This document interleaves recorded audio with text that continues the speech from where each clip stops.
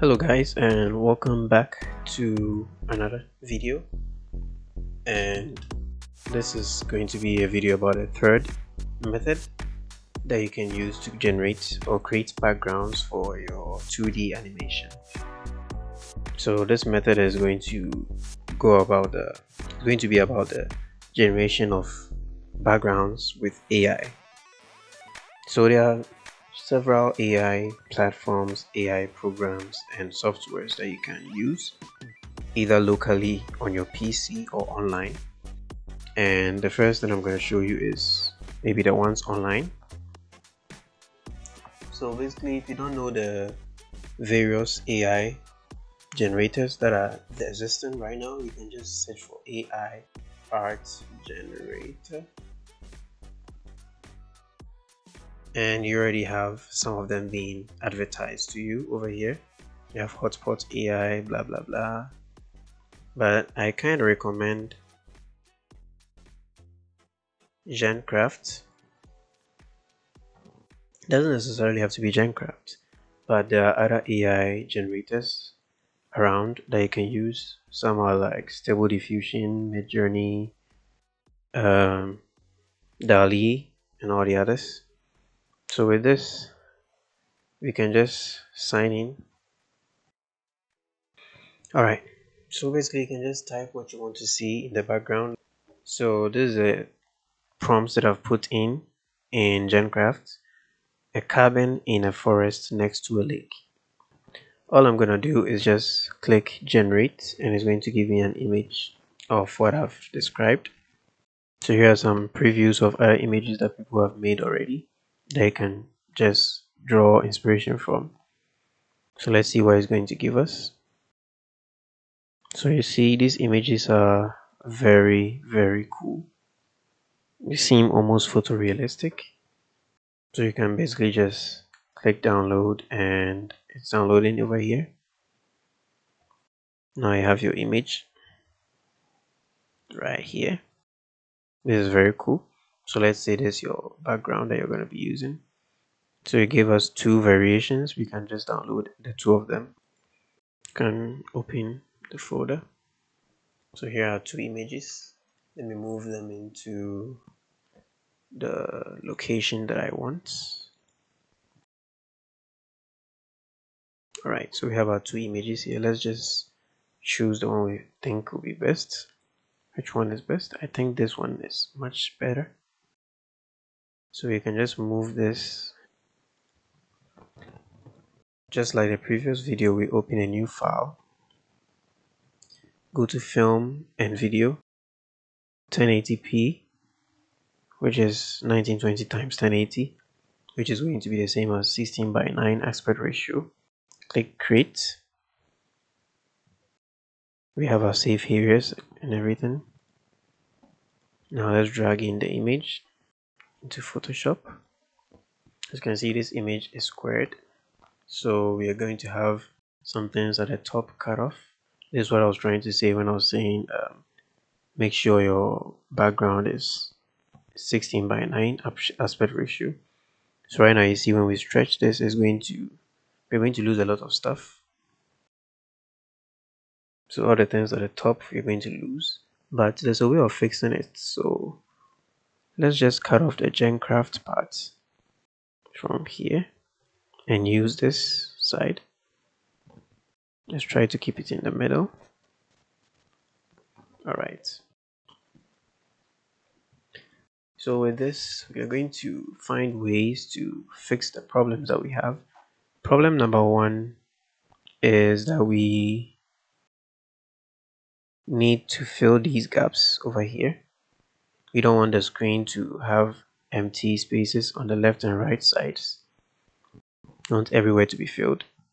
Now we can go ahead and paint it ourselves, but it's not going to look identical to the ones in the middle.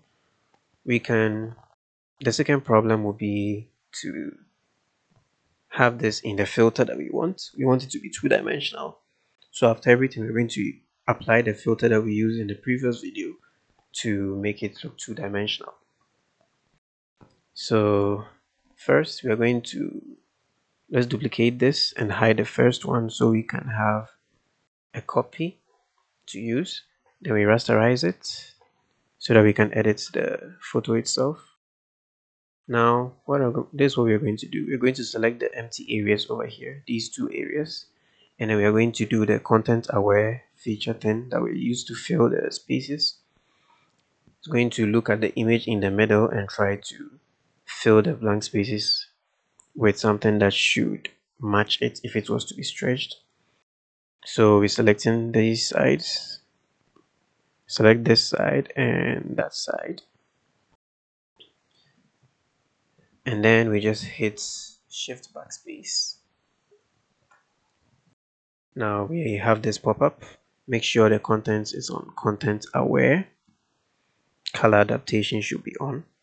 Make sure your blending mode is also on normal.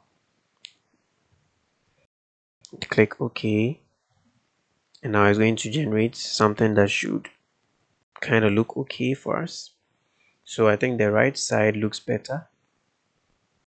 What we can do to get it correct, I think we can just expand the selection that we made so that it kind of reads into somewhere closer to the work itself. So I'm going to go to select on the menu bar, modify, expand, 10 pixels is okay.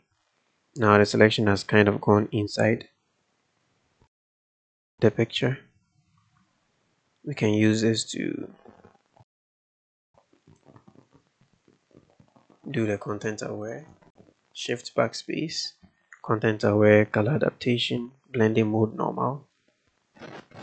Okay. Okay, so the one on the left is still not responding, so we can just use it this way. It's not going to really show if you kind of paint over it the way you want it to be, but basically this is fine. So now we have a 16:9 image which now fits the requirements of our animation. So just like we did in the other one, since we don't really need to cut out anything so far, if you want to cut out something, you can actually cut them out if you want. Let's say there'll be something passing behind the building, then you might want to go ahead and select the building, and with a selection tool, any of the selection tools, you can just right click it and go to link via layer via copy. Now we have the building on a separate layer, which means we can now just have something passing behind the building. See, if I draw this line, it's not going to cover the building, meaning the building is on top of it. So if there's anything passing behind the building in your animation, you can just create a layer underneath the building itself and then draw over it. So we're going to go ahead and then clear the building from the actual background image that we have over here. So we're going to press and hold Control and then click the thumbnail of the layer over here. That will select everything in the layer. Then we go back to this layer. That way we have our building selected already. In this part, we are going to do the content aware thing again. So we kind of cover the place, but at first let's kind of increase the selection. Go to select, modifier, expand, 10 pixels is fine. Shift backspace, content aware, color adaptation, blah blah blah. Now we have something that kind of fits in the image. This is before, after, before, after. Now with this, we can then just bring back the building. So nothing has really changed. So in case maybe the building has to, I don't think this is going to be possible, but if the building can move, we can have it moved and the background will not look too weird.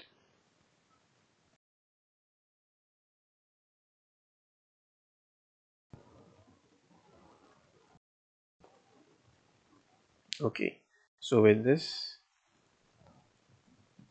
We can now create our filter for the environment. Go to filter, filter gallery.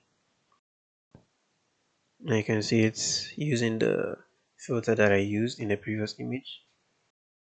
So with the texturizer, it's making it look too... Okay, let's go to the cutout. The cutout, I think...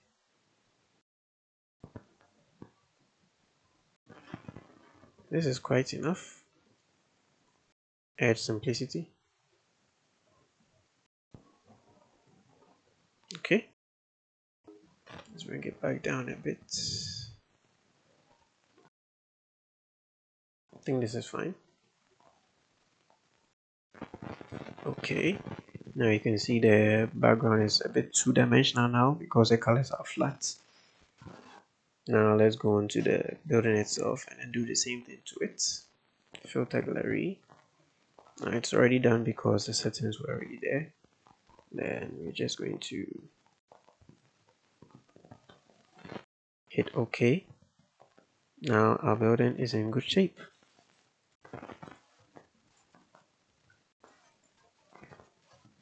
Now we have our 2D environment. So I can have, maybe you can decide to paint in anything that you want to do for your animation. In this case, maybe there's supposed to be a boat floating on top of the river. Just going to make a drawing of a boat.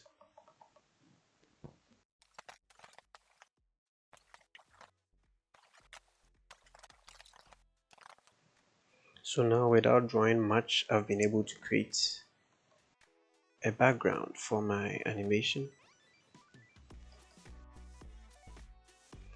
So that's basically it for this video, and I hope this was kind of useful. These 3 videos were kind of useful. Most people kind of find it hard when they're creating their backgrounds, and some people are just too lazy to animate because they feel like animating and then creating the backgrounds all over again is going to be a tough work for them. Basically, this is to prove that it's easier than they think. And so yeah, I hope this helps you create a whole animation of your own. And thanks for watching. I'll catch you guys in the next one. Peace.